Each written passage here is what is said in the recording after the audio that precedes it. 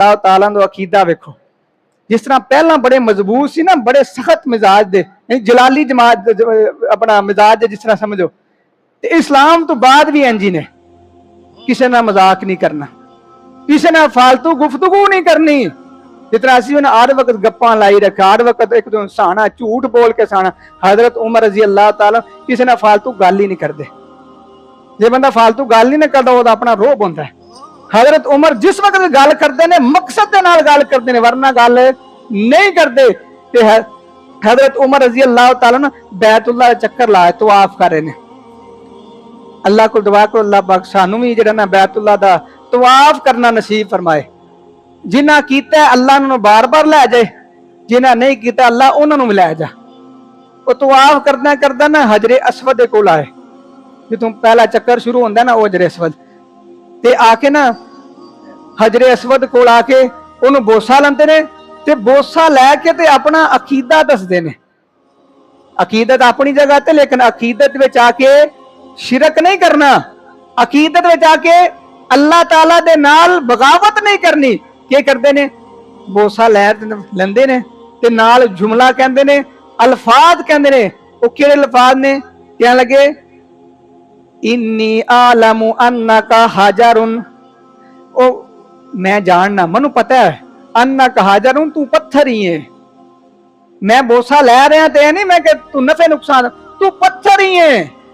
ला तनफाउ वला तजुर्रु, ना तू नफा दे सकना ना नुकसान दे सकना। अच्छा फिर बोसा क्यों लेंदे हो? लौला रअयतु रसूलल्लाहि सल्लल्लाहु अलैहि वसल्लम, मैं बोसा तां लन्ना पिया कि मैं अपने महबूब जनाब मुहम्मद रसूलुल्लाह सल्लल्लाहु अलैहि वसल्लम नूं वेख्या, उन्हां बोसा लै ते मैं बोसा लै रहा। अगर आप बोसा ना लंदे ते मा कबल तू, मैं कदे भी बोसा ना लंदा। हुण मनु इत्थे गल दसो, सब नालों अफजल पत्थर दुनिया के अंदर केड़ा है? हजरे असवद, जिन्हों नबियां भी चुमिया, वली भी चुमते ने, आया जन्नत भी चुमे। ओ पत्थर नफे नुकसान का मालिक नहीं। तो दसो अज कई बंदे इत्थे पत्थर पाया, कई गाले पत्थर पाया, कितों आया? फलां जगह तो आया। तो साड़ी किस्मत बदल जाएगियां।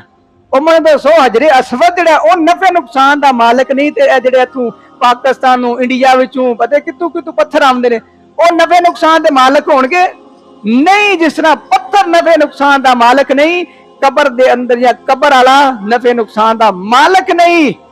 नफे नुकसान का मालिक सिर्फ अल्लाह कल्ला है।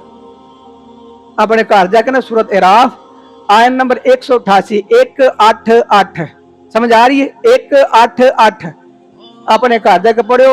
अल्लाह करीम ने अपने महबूब नूं फरमाया है, कुल्ला अमलिकु लिनफ्सी नफ़अन वला ज़र्रन इल्ला माशा अल्लाह।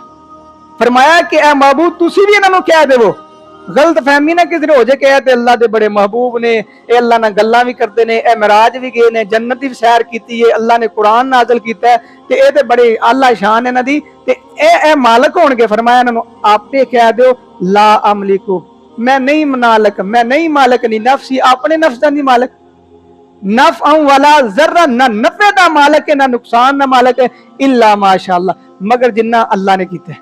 देखो ना, नफे नुकसान दा मालिक सिर्फ अल्लाह है। कोई पत्थर, कोई कबर वाला, कोई जिंदा, कोई मुर्दा नफे नुकसान का मालिक नहीं जे। कई बंदे ने गल हो गई, एक बंदा कहते कोई तुसी कहते साडे बुजुर्ग नफे नुकसान के मालिक नहीं, तो साडे क्यों नहीं नफे? देखो ना, बंदा मर जाता, बाबा जी मर गए, अब्बा जी तुहाडे मर गए, ते पिछू विरासत मिली, ना फायदा होया कि नहीं? सवाल केड़ा ते जवाब केड़ा? वो जनाजा पढ़ते हो तो तुहानू सवाब मिलता है, वो दसो फायदा होया कि नहीं? वो मैं क्या फायदा, वो बाबे सानू नहीं दिता, वो तो अल्लाह सानू सवाब दे रहा ना। हजरे असवद का असीं बोसा लिया तो सानू सवाब मिलिया, गुनाह मिटे। हजरे असवद ने सानू सवाब नहीं दिता, फायदा नहीं दिता।